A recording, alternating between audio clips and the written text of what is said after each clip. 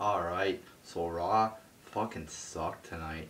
I was falling asleep through half of it. When I watch it, I sit on my chair, which is, I watch on the computer, so I'm sitting in my chair, and it's not that comfy a chair. If I was on the couch, I probably would have dozed off.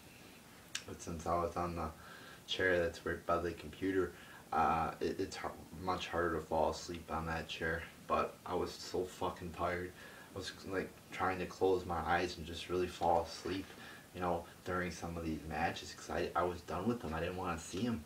I was just trying to fall asleep, literally, just so I could get an excuse not to fucking review them. I didn't want to watch them. I was fucking done. I didn't get a good night's sleep last night, so I was sort of tired. I didn't feel like watching this shit. So we got Hulk Hogan coming out. I was genuinely excited about Hulk Hogan coming back. So he comes out and he's fucking botching all over the place. He's like, oh, you guys, the launch the WWE Universe. It's like, what the fuck are you talking about? And then so then he just talks about the WWE Network like the whole time. He's like, oh, I'm excited to be back. He talks about his return for like a minute, and then he transitions right over to this WWE Network. He talks about that for 5 minutes, then just leaves. So there's your fucking Hulk Hogan return, the biggest fucking star in professional wrestling history. Comes back, first time back in 7 years, I think they said it was. And he's fucking promoting a network. That's his return promo. Promoting a fucking network. Did not feel special at all. Didn't feel, to the least bit special. Because it was so quick. They announced it like a couple days earlier. It just didn't feel special. At least Batista's return, they fucked that up too. But it felt a little more special because they announced it like 3 weeks before, so you had some time to wait, like anticipation. This had no anticipation. Botching Hulk Hogan, they just tell him to talk about the network the whole time. Fucking bullshit. Then we get, from shit to another shitty segment here. Get Del Rio defeating Batista. Very fucking shitty. And I'm gonna say it officially right here. I've been holding it off for pretty much as long as I fucking can.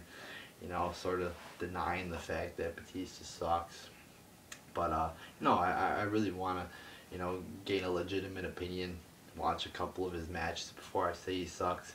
But officially, Batista is fucking shit. Alright? Fucking, oh my god. I don't know if he hurt himself on that superplex off the top rope. Because after that superplex, he looked like he hit his head or something. He was doing some fucked up shit in there. Like, holy fucking shit. I mean, I would think he was drunk. Like, when he was drunk. I mean, every one of his moves were like botches almost. I can't believe this guy's in fucking WrestleMania main event. I'm like, holy shit. This is going to be a disaster at WrestleMania. So this match was shitty. Botch filled in. Orton comes out.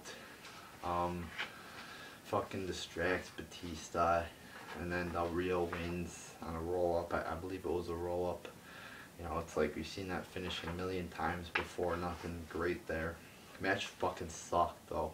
Holy shit, was this horrible. Then we get Batista and Orton going back and forth with a promo. Actually, the promos were pretty good from them. They were decent. I didn't have any complaints with the promos. They cut like 1 or 2 minute promos each. So the promos were pretty decent from both of these guys. But holy shit, was that match fucking horrible. And yeah, Batista, I was telling people, just wait till he wrestles a match or two. Actually look at how good he is before you just don't fucking say he sucks. Wait for a little bit so you actually see him wrestle. So I seen him wrestle and he fucking sucks. Alright, and I'm sure there's gonna be people, oh, I told you so. No, I didn't say he was good. I didn't say he sucked before. I just wanted to see how good he was so I could actually formulate a legitimate opinion. Alright, guys. Then we get Langston defeating Cesaro via DQ. Thought it was okay to decent match, somewhere in between there. Retarded finish, Jack Swagger just randomly comes in the ring, fucking starts putting the ankle lock on fucking Langston, and it's like Langston didn't even do anything to provoke Swagger to come in the ring. You know, you had a pretty good match playing out here. You know, it could have had a nice finish, which would have maybe led to me saying this was a good match. Instead, I'm saying it's a okay or decent match. But you know, you could have gave Cesaro a win here, pushed him a little bit, although you really fucked it up. You know, with you could have given Cesaro at least a legitimate pin. You know, pin Cena in the chamber. I was listening to the Brad Rules' review, and he's like, oh, you know, Cena made Cesaro tap out. I agree. It's like you could have at least had Cesaro fucking pin somebody or eliminate. I don't think he eliminated anybody. You could have had him eliminate somebody like Cena in the chamber, but no, they didn't do that. Instead, he's fucking tapping out to Cena. So, you know, Cesaro doesn't gain anything from this. Big E doesn't gain anything from this. And really, Swagger doesn't gain anything from this either. So this was just a pointless here. So, you know, again, you could have had Cesaro winning here. You know, put him over Big E Langston, who not many people get over. So, yeah, but they didn't do that, of course. You know, you could have maybe an Intercontinental Championship match, which, you know, Cesaro deserves a lot more than the IC belt, but, you know, something. I'm just looking for something for Cesaro to do, because, you know, they're not going to put him as world champion yet. So, you know, he's very much world champion material, but they're never going to fucking, at least right now, they're not going to make him world champ or put him in the title picture.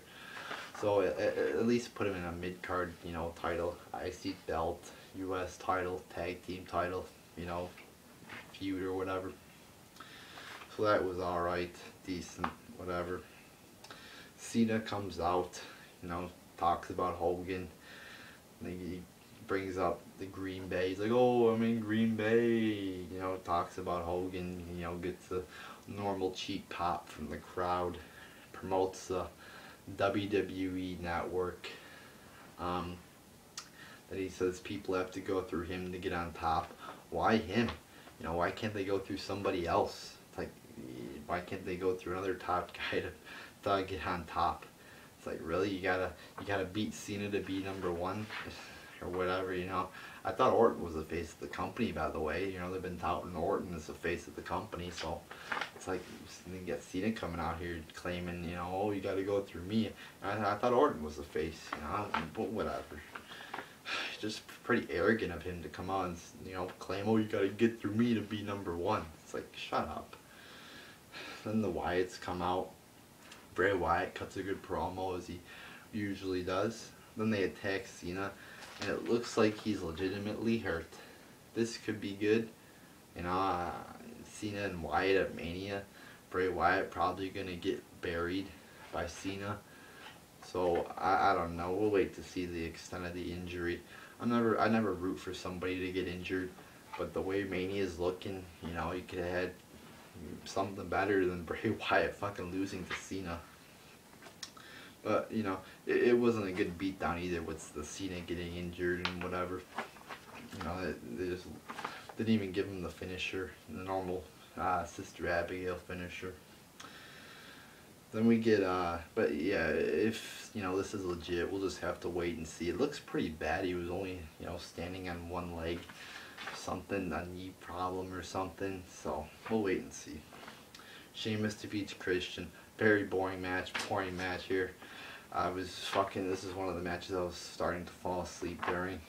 Cool ending though with the bro kick out the top rope. You know, Christian was going for a move out the top rope. Sheamus bro kicked him. Cool ending, but the match was boring overall.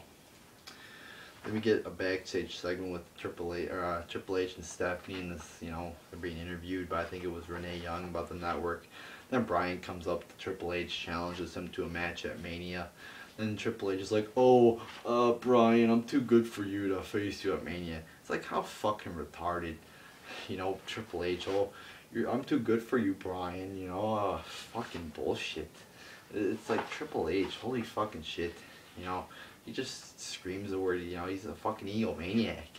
fucking stupid. It's like, oh, I'm too good for you, Bryan. It's vice versa. Daniel Bryan is fucking too good for Triple H. Triple H should be fucking retired right now. Fucking retarded Triple H. You know, it just doesn't respect his fans, or the WWE fans. He has no fans really. He doesn't respect the WWE fans, and he doesn't respect the other. You know, like Daniel Bryan, a guy who's over like 10 times more over than I'm sure. I mean, I wasn't watching WWE throughout Triple H's career, but I'm sure Daniel Bryan's more over and getting a lot of reactions than Triple H was. So, I mean, so you got Triple H just fucking burying Bryan all over the fucking place now.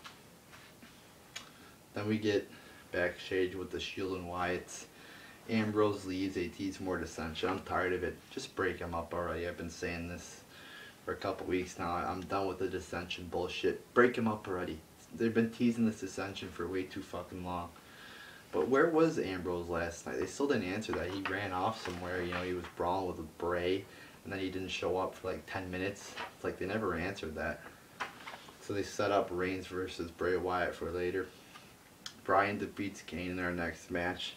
Why does Kane come in the ring dressed in fucking suit pants? You know, he's got his pants on, dress pants on. Stupid. Started off very shitty. Got a little bit better at the ending. Overall, it was very boring. This is another one of the matches I was falling asleep. But then Bryan cuts a promo, says he wants Triple H at Mania. Like this little promo here. So maybe we'll probably gonna be Triple H and Bryan at Mania. Not too happy about this, but it's better than Bryan versus Kane. Emma defeats Summer Rae. Boring match. I think they could do better. I think they're being held back a little bit because on NXT Emma is a lot better. You know, she wrestles better. Then we get Usos defeating the New Age Outlaws. It's like a 10-second match. You know, the bell rang and the Outlaws are doing their, oh, you know, ladies and gentlemen, boys and girls, and they get rolled up. Very retarded.